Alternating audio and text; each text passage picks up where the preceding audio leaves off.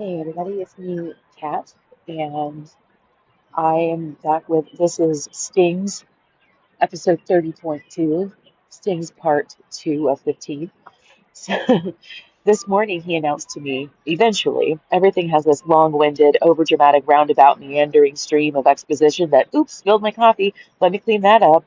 Okay, here we go. So what was I saying? That he was going to treat me to a breakfast burrito. Jane had gotten one for herself this morning, so he was going to provide us with the same celebratory splurge. I was excited. I love these things. And they're cheap. Only $4 for a custom-made Chipotle quality and sized breakfast wrapped heaven complete with meat, cheese, potatoes, veggies, and sauce. I wrote down my order: ham, egg, potatoes, cheddar, onions, green peppers, Chipotle sauce, and then I drown it in paste pecani and Louisiana hot sauces and told him to just give it to the person behind the counter. He laughed and said something like, "Yeah, right, because I'm not going to remember all of that," which is odd in and of itself, just because he's literally holding it on the list. Right?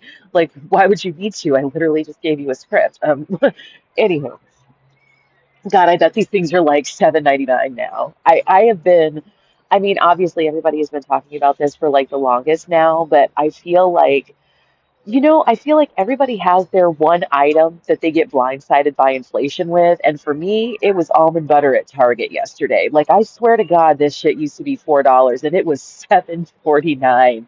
And I'm like, because I was at Whole Foods, right? And I'm like, like their regular peanut butter is still only like $4 a jar. But like the almond butters and the flavory stuff, like I like the cinnamon almond butter from Target, the Good and Gather. Their brand is really good. They have a dark chocolate one too, but I've never tried it because I love dark chocolate. I don't really care for regular chocolate or whatever, but I don't know. I just prefer cinnamon and like flavors like that to chocolate anyway. So I'm like, well, now that it's like $8 a jar, I'll probably never try it, but whatever. Anyway, random aside there, but like I said, I was just like, man, that's right. Those burritos used to be $4 and they're probably twice that now. Oh my goodness. All right. Once again, we see the great shift of relevance. Anyway, I reiterate and reinforce the message. Just give it to the person behind the counter. He continues to laugh and mumbles something. So, this is how I know that my experience of this is consistent because I know that I just organically brought this up not too long ago in one of the like later journal entries, right? About how uh, he didn't like kind of like the idea of just give the list of what sandwich I want to the person behind the deli counter. Just like too, he used to like when I moved in, half of his freezer was full of just like he had just like single steaks and pork chops and stuff in Ziploc bags. Because he would go over there, like he'd want a steak, he'd go over to Safeway and they only have everything in these multi-packs. So he'd have to buy like three steaks or three pork chops. He'd make one for himself, put the others in the freezer, and then the next time he wanted stuff because he wouldn't remember to take it out of the freezer, he would just go over and buy more. So like I'm serious, like half his freezer was just frozen meat, and some of it you could tell it was so freezer burnt and damaged it had been in there for over a year, right? And I told him, I'm like, yo, like, that the reason that there's like a butcher counter at a grocery store is like things like this are the differences between shopping at like a big box store that happens to have a grocery section, like Walmart or Sam's Club or um, like Target and stuff like that. Target has great steaks, by the way. But there's no butcher. So like if you want to get the steak, you have to buy two of them. Do you know what I'm saying? Like there isn't anybody there to prepare you the package of stuff that you want. So it's like if you go over to Safeway and you only want one ribeye steak, you can ask the butcher to split a package, right? If you really want some watermelon but know you can't eat a whole one, you just ask someone in the produce department to cut one in half for you. That's what they're there for. It's a grocer. They sell groceries. This is what they do, right? Just like you can just buy, you know, like a pound of loose candy, or like when you go to the fabric store you only have to buy a yard, not the whole bolt of stuff, right? It's the point in there being a store with these service counters. But if I were to tell him, like, just have someone in the produce department cut the watermelon in half, or like if everything is 4 ears of corn already shucked and wrapped together, but we only want 2 ears of corn, then you ask them to split a package. And he'd act like that this was weird, right? And it's like, okay, how many times, right? I feel like the number one thing over the course of this entire experience was even just trying to teach this man how to grocery shop was an insurmountable fucking task. He couldn't possibly be bothered to learn how to do something so like central to the existence of a human adult without either thinking that I'm just bullshitting him or don't know what I'm talking about or am doing things that are putting people out. And like the funny thing too is like, truth be told, because I don't buy two steaks and then forget to take it out of the freezer the day that I want to eat the second one I bought. I don't do shit like that because I'm not a fucking idiot. Right? I don't forget that I literally have 12 steaks in my freezer at this point. Right? And then just go buy new ones instead of being like, I'm going to take a steak out tonight and eat a can of soup instead because I can't keep just wait. Like, just the thought of like the amount of money of food that I ended up throwing away kind of right off the bat when I moved in with him and had to just clean out his refrigerator was almost appalling. Right. But anywho, all that being said, the overall impression that I get is that he actually thinks that I'm being facetious. Right. So, like I said, that it's like that he's thinking that this is bullshit. Like, no, for fuck's sake, just literally give that sticky note to the person making the sandwich. No need read it to them, you fucking troll. Fast forward to while I'm eating my burrito. I'm now watching a show on Netflix, headphones in, when he gets up and announces that he's got leftovers. I take my headphones out as he heads to the kitchen. He tells me that he's going to put it in a container and leave it on top of the coffee maker. I ask him why he's telling me this, and he mutters something unintelligible. I ask if he's giving it to me, and he says that he'll eat it later. I just look at him like, and motherfucker, then why are you bothering me? Right? So remember what I've mentioned before a couple times that he would just narrate himself. Like everything he was doing, he would say out loud as though there was some audience that gave a fuck. I go back to what I was doing before he catches me giving him a funny look, and out of the corner of my eye, there appears to be a look of innocence on his face as though he genuinely has no idea why there's a problem. Right? Like he's thinking, like, it's almost like now he's thinking to himself, like he's gotten to a point where he respects me enough to know that if I'm mentioning it, then there's a reason to be mentioning it. But he doesn't understand. Like what's the problem? And it's like if you're just putting it away and you're going to eat it later and all of this stuff, like just do that. You don't need to announce to the whole world every little thing that you're doing. And it's like it's also like he could have been looking at me like, do you really want it? Because I was going to eat it later. And then probably guess what? He probably never went back and touched it again because like he's always been a little averse to the idea of eating leftovers, even when it's his own corn chowder that he insists tastes so much better the next day. He still would never be the one to eat it. Like I don't. So anyway. I was thinking before I started recording this too, because I was seeing like the very end of the last one where I was talking about the like that when someone would mention something to him about something he said or did, and he'd just be like, "It's not a big deal." It made me think about when you see that people do this online all the time, especially when they're making negative comments about something they've just watched, and then people say that it's like, well, I don't care, and it's like, but you cared enough to comment, right? And so it's like that's the shtick right there, right? And so then also as far as it being an example of gaslighting, so gaslighting comes from the movie Gaslight, where in order to slowly make his wife think she was going crazy, he was lowering the lamp lights in the house. And then every time she mentioned, doesn't it seem a little dark or dim in here? He would just tell her, like, I think you're just imagining it. It doesn't seem that different to me, knowing full well that he was doing it on purpose. So think about how we also use dim as in like dim-witted. So it's like every time you mention to him, like, you're a little dim-witted, aren't you? He would just deflect it with, it's not a big deal, right? This individual piece of evidence that I'm not that bright, this actually is just an unremarkable, petty day-to-day occurrence, and it's not important enough for me to use it as a means of determining that, yeah, maybe I am a little dim-witted. Right. So, like I said, it's that's gaslighting. Those people really turn to using the word gaslighting to describe any amount of lying or anything, and that's not what it is. Gaslighting is specifically lying to someone to make them doubt their own reality, and generally, it's employed by narcissists. Okay, Jen. I really didn't think that was going to go on that long. That's why I didn't. I don't even see it. Where? Oh my goodness.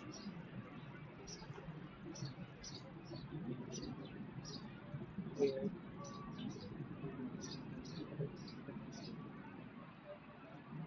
Huh. Anyway, um, so as I was saying, right? So this is the sense in which gaslighting is employed by narcissists, is that whenever you try to tell them or like kind of give them that nudge of like, hey, that thing that you just did, like, yeah, a lot of people find that annoying or off-putting, or it's a little weird that you have that kind of a perspective on things, or wow, that's an interesting take. Care to elaborate? Oh, no, it's not a big deal. No, it's kind of a big deal. Like, you know, so anyhow, like I said, that's why when people are like, oh my God, like they're always trying to gaslight me, right? That it's like, I know that I have a right to tell somebody, like, dude, that thing you just said is actually like not just kind of offensive, it's offensive also because it's just really dumb or whatever, blah, blah, blah. Like, people don't just give out this constructive criticism or like tell people about themselves for their own benefit. Because if it was actually that big of a deal for my own benefit, I just won't fuck with you anymore, right? Which is basically the point that I had gotten to with him, right, throughout all of this. It's like, I just don't fuck with him anymore. But I'd gotten to a point where I didn't want to be around him very, very early on and then was trapped around the motherfucker, right? Um, I was thinking about this too, then before getting started, about how, like, he's not the most attractive person in the world to begin with, but you know how, like, the more you get to know somebody and the more their personality is uglier, the uglier they'll actually appear to look to you. By the time we were at like this point and it was kind of winding down, especially I think once I was able to see the light at the end of the tunnel and knew that I was going to be moving out as soon as I found a place and could just bounce, it had gotten to a point that I actually had a visceral reaction to the idea of having to like look up and look at him when he was speaking to me, because he'd gotten to a point where like he was just awful to look at, um, just because of all of this stuff stacked together, right? It's like that, just I don't want to be talking to this person. I don't ever want to see this person again. I can't stand to look at him. Like, I just, ooh, and ooh, just thinking about it right now is giving me the chills, because it's just like like imagining like what he looks like in order even just to kind of like, reading the stories and just remembering the incidents and stuff is like, I don't even want to think about it, right? It's just really, really awful. I go back to what I was doing before he catches me giving him a funny look, and out of the corner of my eye, there appears to be a look of innocence on his face, as though he genuinely has no idea why there's a problem. All right, so the rest of this one is going to be the case of the disappearing accent, and I want to preface this with, I'm going to say some things in here that are obviously like they're just like alleged or just me like suggesting, and I don't actually, so I want to say like take a weak interpretation when I question his actual heritage, because I do believe that he is half Native Hawaiian, objectively speaking. So when I'm mentioning it, I mean it in the sense of there's something about him where he just doesn't quite come across that assimilated to me, right? And so I thought of like as an example, like certain syndromes, like chromosomal anomalies that cause syndromes that have physical attributes of the way people look. So like fetal alcohol syndrome, Down syndrome, Williams syndrome, all of that sort of stuff. It doesn't matter what your racial or ethnic or nationality background is. Like everyone with Down syndrome looks the same because the chromosomal anomaly takes over any other genetic composition for the way that you look, right? So I mean it kind of in that sense where it's like that there's something about his particular combination of seeming intellectual and personality disorderedness that makes him not seem to be from the cultures that, like, and like I said, from my own general like white bitch understanding too, but like he just doesn't seem to be from the background that he claims to be from. But then there's also like how much time he said he spent on the mainland and doing this, that. It's almost like maybe he is just one of those people that's tried so hard to assimilate with various things instead of ever actually, well, and then this falls in line with the idea of narcissistic personality disorder. A lot of ways they are very flitting social butterflies that don a different mask for every group that they're in with in the moment in a shallow sense, but never end up developing a very solid and deep sense of self. It's almost like they don't even have an intimate relationship with themselves, so they can't ever possibly have a quote unquote intimate, so like not sexual, but like a deep, close personal connection with anybody else because they don't even have one with themselves. So, like I said, I just want to preface this with that's what I'm driving at here, not actually trying to claim that he's completely some other person than what he claims to be.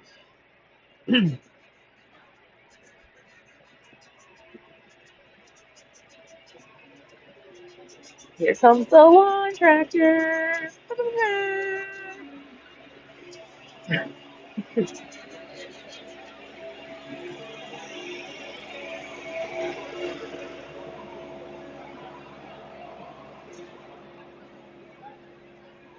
In Hawaii, a lot of people, especially deeply ingrained, like born and raised, locals speak pidgin. For those who don't know, here's a quick technical lesson. Pidgin is a form of language that does not have native speakers. It's a blend of two native languages that utilize a limited vocabulary and simplified syntax or grammar from both. So remember, I've mentioned some linguistic stuff before. So that's what in the linguistic pidgin is actually the name for any combination of multiple languages into one sort of slang slash jargon language that people from multiple cultures end up combining into speaking. Creole is a language that arises when children are raised by people speaking a pidgin language and so on. Creole, so like I said, a lot of people think of Creole as like what they speak in Louisiana, but that's specifically Haitian Creole. So whatever the pidgin language, now I'm like forgetting all the technicalities of this, but like there's the pidgin language that's the combination of the French dialects spoke in the Caribbean or Caribbean, however, I guess you're supposed to say it. I've never really learned or know that there's a proper, or if it doesn't matter, whatever, Caribbean. Anywho, the French from like Haiti combined in with like some English or like actual like the native French speaker, whatever the history is. Like I said, like I'm out of my I'm out of my element on that one. But then because at a certain point, so many people were raised with that being the quote unquote natural language that they were raised speaking, it's now Creole. It's not a pidgin anymore. Okay, so Creoles have native speakers, pigeons do not. Okay, pigeon, for lack of a better way of driving home the point, is what happens when indigenous non English speaking peoples are forced to learn, I mean, are immersed in English, right? When you were born and raised and you were around your family speaking whatever they spoke, and that's what you naturally just learned because that's what people naturally spoke around you. And then you say that's your native tongue, right?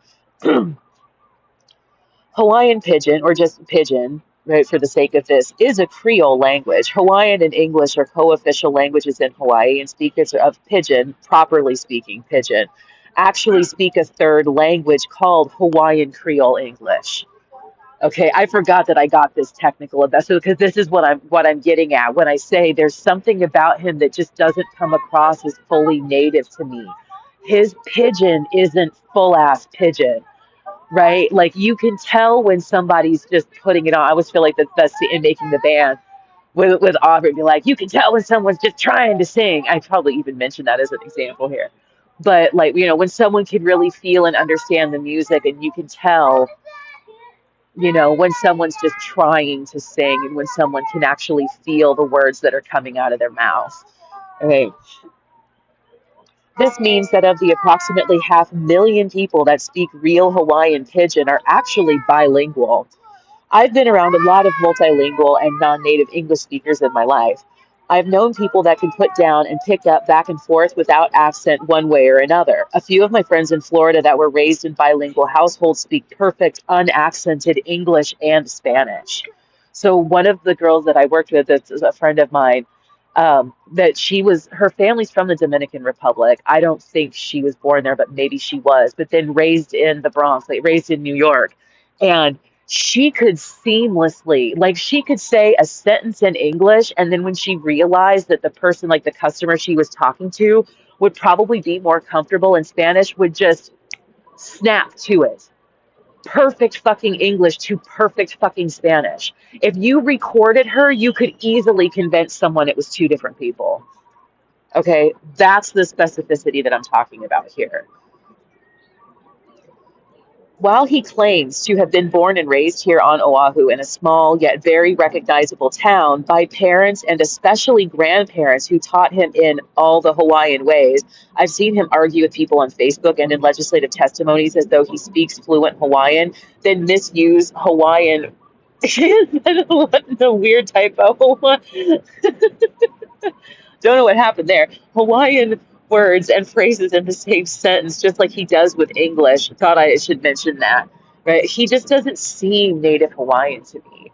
So, like, he would just wordsmith. So I mentioned this before, right? Where he'd read over something and he'll just wordsmith it and change like you should start that sentence with furthermore, right?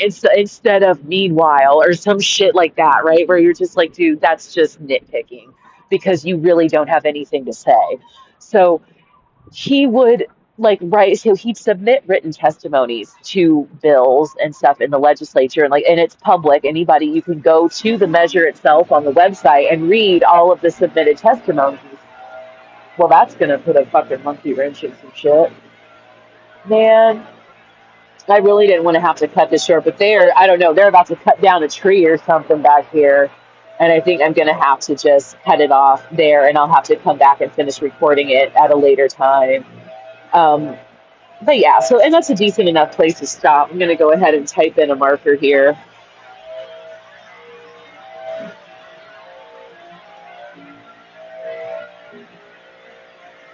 so that I know that that's where I'm at. And then just leave it on that note for a second. Not that I'm not going to instantly come back in the video. Okay, anyway, um, be back soon. You won't even notice I'm gone. All right, back again because, like, of course, as soon as I stopped recording, they stopped making all that noise because, of course, they did. All right, so moving on. I'm not saying I'm an expert on this, and this entry should be taken with a grain of salt. But to use his own lexicon, I have a hunch that he isn't who he claims to be. I've seen paperwork from a governmental department. It was laying open on his desk at a time when it was known I would be over there. I didn't snoop it out or anything. That indicated that he is 50% Hawaiian, which is what he claims. His father was full Hawaiian, and if you believe the guy in the picture, that's allegedly his dad that looks just like him looks also to be a fully native Hawaiian man, right? So like there's sufficient evidence, right? I'll stand on that. Yeah, he's 50% Hawaiian, that's for sure. But whether or not how he was raised is what comes into question, not like in a moral or ethical sense, but just in this linguistic area. His father was full Hawaiian and his mother fluctuates between Japanese and Chinese depending on when you ask.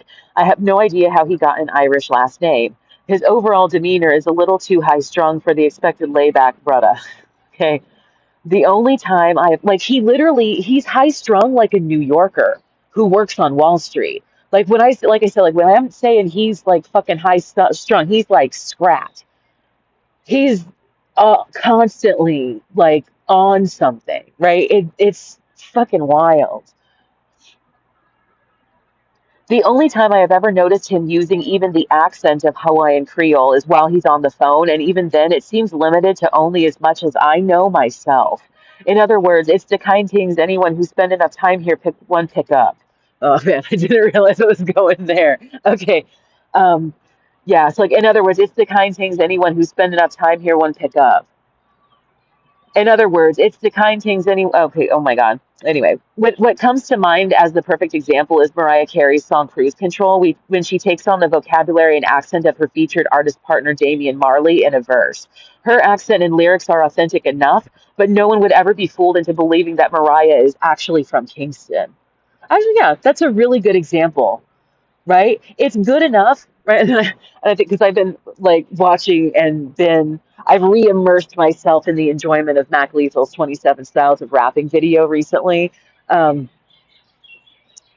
because he also had a verse on there that was it was dissing Drake. I'm sorry. It was the line that I sing about my mom like she's my girlfriend. My mom's my girlfriend. Oedipus girl. Not just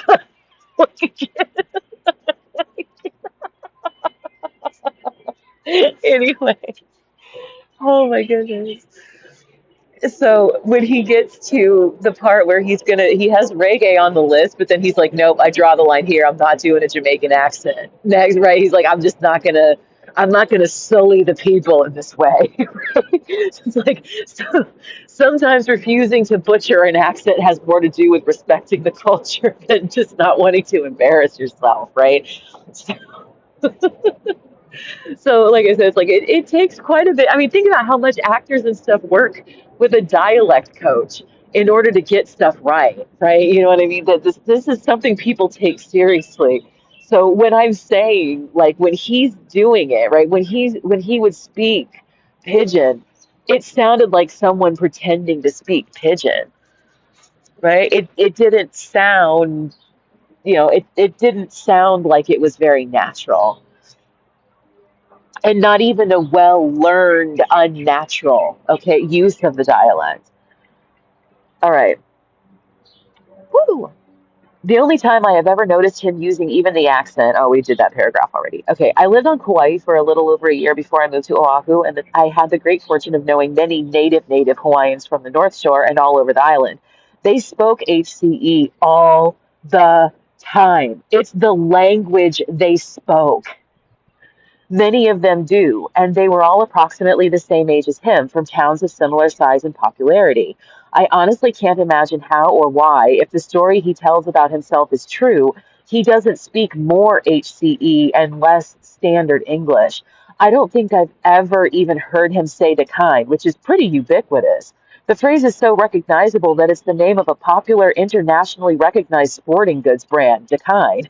It's used in place of the definite article the to refer to any and everything that needs no qualification to be identified, and similarly in place of the second person pronoun you. I want to say, isn't this John in Philadelphia that they spell as JAWN? I want to say now it's making me into, especially because the Eagles just won the Super Bowl too. It's kind of this funny, like another correlation to the present, the contemporary moment, right? But I'm pretty sure that's like that. There's words like this that are sprinkled throughout all sorts of different neighborhoods and areas, right? Where you just have your slang for just that stuff, basically, right?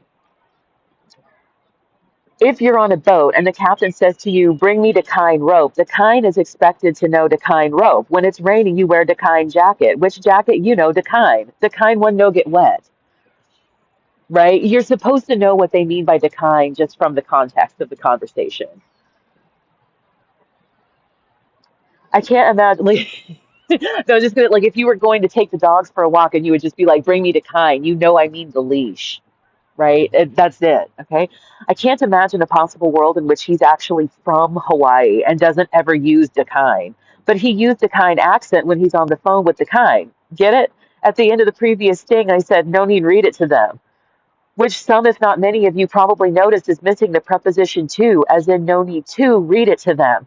That's because in Pidgin, no need read it to them is perfectly grammatical. See, even I have my moments. It becomes dialectical when immersed in the language. No one balks at simply being told to come. No one even notices the missing preposition after no need. Everyone knows how many is tree. Actually, it sounds more like tree.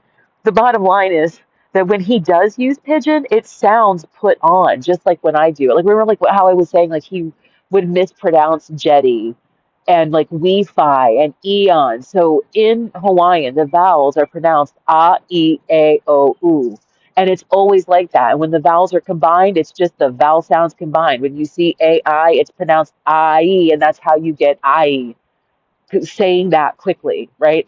So if he does know how to pronounce things in Hawaii, like I've noticed my dad do this with English stuff. Like there was one, I actually kind of feel bad about this because I got on his case about it a little bit. But one night he watched something with Queen Latifah in it. And the next day he was like, yeah, I watched that movie. Like, I don't remember what movie or show it was off the top of my head. But he's like, yeah, with that Queen Latifah in it. She's a really good actress. And I was like, you mean Latifah? But it's like, because it's a very like white English thing to do is just to pronounce the words the way you would pronounce them in just English, right? People do it all the time, especially like watching The Amazing Race, especially the earlier seasons, you see people doing it all the time.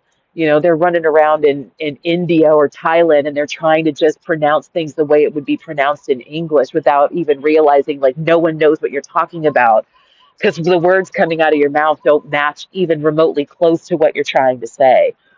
Um, so, like for instance, the Whole Foods that I go to, the street that it's on is Kamake, Kamake, Okina E.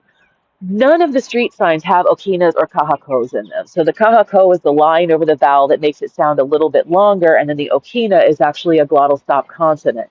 So the street is kamake, but because of the way that it looks to a regular English speaker, it looks like kamaki.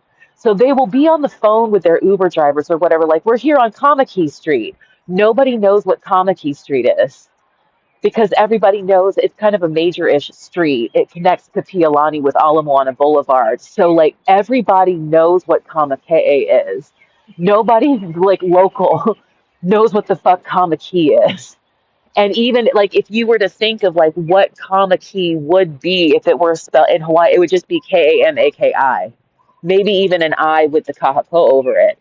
And sometimes when I think about stuff like this, I'll go to the wehewehe.org I'll go to the dictionary and I'll look up those words and see what they mean because I'm sure some of y'all be cussing at people and you don't even realize it. But that being said, right, it's like the amount that you hear people just trying to say things um, the way that they're spelled as though it's just a regular English word, even though like you know that you're in a place that for like way longer than it has been recently, a state in the United States was just a sovereign nation with its own goddamn language, and people still be looking at the street signs with 17 vowels in a row, just trying to pronounce it like it's an English word. Like y'all are weird. I'm sorry, but like that behavior is strange to me. Um, but yeah.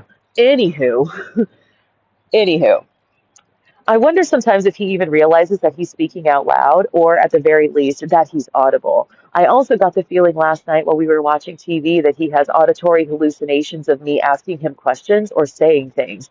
He was making comments that seemed more like answers to unasked questions than direct, independent statements or questions in and of themselves. He's also started saying, look at this, a lot, trying to inspire me to pay more attention.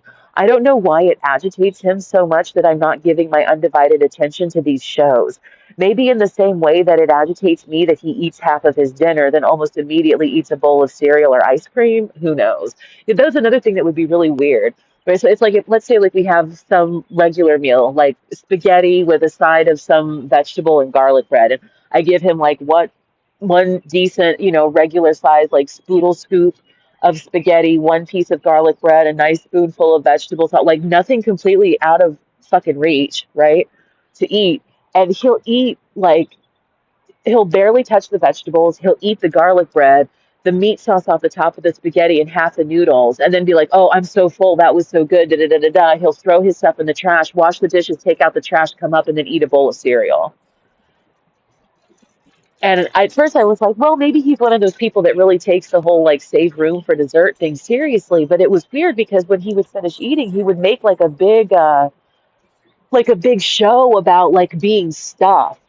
You know what I mean? So it's like if you're so stuffed, right, you can always just say this like, oh, I'm going to save room for dinner or for dessert, or something like that. Like instead of eating all these noodles, I'd rather have a bowl of cereal or something. Like it's weird to be like, oh my God, I'm so stuffed, and then 10 minutes later you're just eating again. And I'm a fat bitch and been a fat bitch my whole life. And even I'm like, that's fucking weird, dude. If you want to eat or you want something, like, just fucking do it. You don't need to like make all these weird excuses for yourself. So, in that sense, then, too, and on that note, there were some of his behaviors that seemed a little odd and off to me that could also be identified as trauma-induced, um, what's the word I'm looking for? Like defense mechanisms, right? Where it's it always seemed too like when it came to food that it was almost like he was raised. Because and I know back in the day, right, and stuff, and like a lot of women in certain, whatevers are very, very serious about the diet and staying slim and all of that stuff. There was a lot of behaviors that he would engage in that seemed very, very reminiscent of extreme diet culture, but he never imposed them upon me. And then he would turn around and not impose them upon himself. So it was almost like when he would only eat half of his dinner and then try to say, "Oh, I'm so stuffed," and da da da. That was some sort of like bizarre learned behavior. And then he would turn around 5 minutes later, realize he's a grown ass man and he's still fucking hungry. You know, you know what I mean? Um, but yeah, so like I said, that there was a lot to unpack with this individual, and I think that a lot of it really does stem from the fact that we really severely neglected mental illness for a long time and really thought that people needed to just like straighten up and this that and religion plays a pretty big role in that because religion kind of always taught everybody that, like, your body may fail you, but your mind is something that's just a gift from God and you're perfect in His image. And so any kind of misbehavior or misthinking or whatever was always seen as something that you could just, like, mind yourself over instead of realizing like some of this is actually like things that people can't mitigate without external assistance, right? That mental health is really about the same sorts of physiological structures as the rest of your body. Having depression is actually not that much different from having, a broken leg or being born with 6 fingers. Like, right? Like, there's and we're still going to have quite a ways to go because at this point there's so much that hasn't been studied, and then there's so much that we aren't prepared for the silver tsunami. Because I guarantee you that this man is not alone in the fact that he's just now at the brink. I mean, now he's like 70, right? But like, um, and it's like even by today's standard, that's not even that old. You know what I mean? Like that as he's aging, right? And as a lot of these people are aging, they have never received any kind of mitigation or assistance or maybe even acknowledgement, right? So some of these behaviors that seem narcissistic, like the gaslighting, the deflection of any negative remark of like, oh, well, that's just not that big of a deal. The gaslighting element of that isn't intentional, right? It's really like, well, that's not that big of a deal, right? Like it's like you don't even need to be bothered by that. Like you can just duck it, right? Let it roll off your back like water, right? You can just don't take things too personally. That's one of my I hate that the most, but like you take things too personally. Like what the fuck? But I mean, and it's like I get it. I just that's one of the phrases that's kind of cringy to me, like the words moist and cooter, and especially when they're used together. Like there's just something about telling somebody that they're bent out of shape because they take things too personally that it's like, well, I'm a person and I can fucking hear you. So I don't know why you think that just because I don't appreciate what you said or did, that I'm the one who's to blame for that. But I think there was just a lot of that sort of deflection that was built into the way people just generally behaved with each other for a long time. And it could also be too that this is why we're having now I'm just literally like armchairing this shit, but why we have some of the issues we do when it comes to social media and all like the trolling and the flame wars and the way people are just shitty. And it's like you wouldn't say that to someone's face, but you feel confident to type it out from the comfort of your basement, and stuff. But it's like because people bottled some shit up for way too fucking long. And now people finally feel like they have a way to just express themselves but it's coming out at the wrong people or like in the wrong ways or over the wrong stuff and whatnot. And so, because I used to notice this when I worked fast food, right, when I was doing the McDonald's managing down in Orlando, that it was always kind of, there would be certain times of day when you would notice, okay, I finally neglected my phone cutting me off, and so that's when I know it's time to just like give it a rest. But just to finish that thought, right,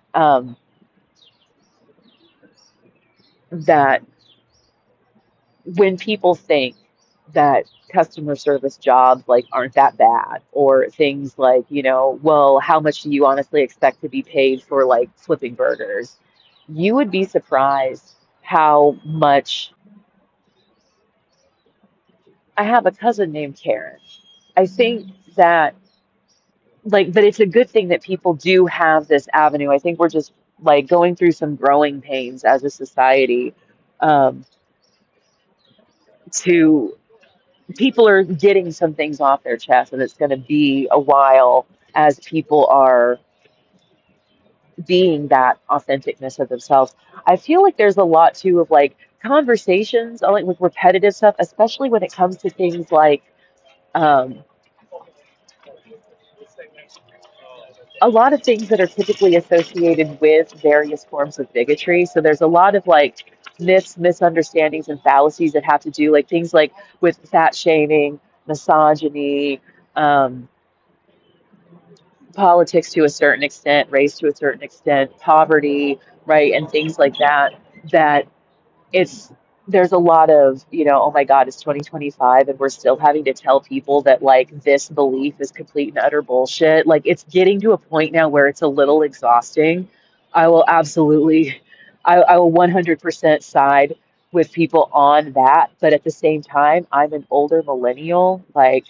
We were at the birth of people having AOL CDs just sent to them in the mail willy nilly. It's like what it was like maybe freshman, sophomore, junior in high school on our iMacs in the computer lab on Yahoo Chat, A/S/L, blah, blah, blah, blah, blah. So it's like that we've been doing this for a long time, and but also weren't raised doing it, raised in a little bit more of we have a solid foundation in being actual social creatures, right? Doing things face to face and doing things with our hands and actually understanding. Like, I feel like the next frontier is going to be like that people haven't done a lot of stuff, right? Because they've spent so much of their lives instead like using, the iPad kids, right? That instead of like watching cartoons and playing outside and drinking out of a garden hose and knowing what it feels like to get poked with a stick and like playing tag and slipping and falling and actually hurting themselves, and things like that. Like, whew, I just have like a lot of this. We might not even be at the worst of the worst of actually coming to terms with having all this technology, and now we've got to deal with AI too. Bro, there's a part of me that fears for the human race and that we've bitten off way more than we can fucking chew.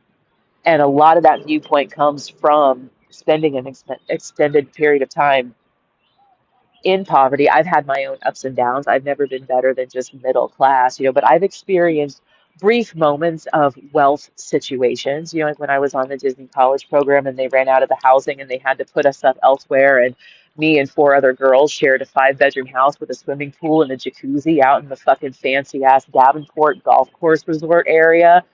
I've spent 6 months of my life living in a mansion with a pool, practically like fucking Bad Girls Club reality show style. You know what I mean? And stuff like that. So it's like I've I've had those like taste moments. Do you know what I mean? And I've had, my own lifestyle of running a business that I was making $8,000 a month and was quite comfortable, and then had the rug ripped out from under me by a bunch of weird ass greedy assholes. I've lived out here sleeping on the street at a bus stop next to people who are smoking meth all night long.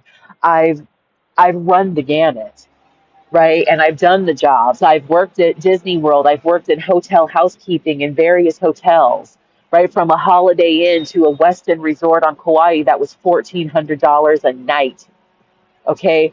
Like, I've seen it, right? I feel a lot like Chelsea on the channel, The Financial Diet, right? That it's like one of these days I'll be financially comfortable and all of that. But in the meantime, you've got to use the the stuff that you amass from actually experiencing regular real life, right? There's a certain amount of actually understanding what average intelligence means, and that the vast majority of people, like understanding where they're actually at in the grand scheme of things. That's like with this, for all the shit that I've talked about this man, dude is actually just impeccably fucking average.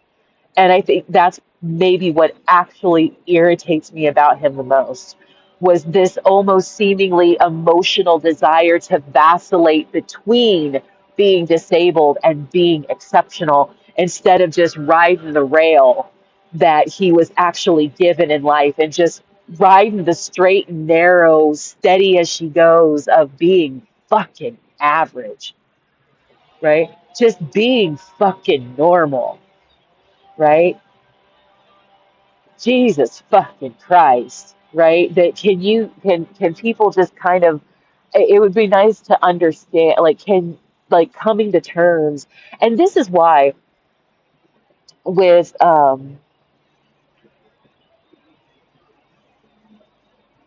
man, I feel like, for you, me too, you, haha, like, just incredibly fucking average, right? There's nothing about most of us that's really putting us anywhere that extreme. Right. People may have varying degrees of money and this and that and the other, but at the end of the day, in the grand scheme of things, everyone on the earth right now is actually just some semblance of average, right? But anywho, that is to say, I think that's a good place to cut it off here and keep it moving, because now this is getting a little bit long in the tooth. But yeah, I guess I've gotten everything off my chest that I wanted to get off my chest today. So I will see y'all in the next one. Bye.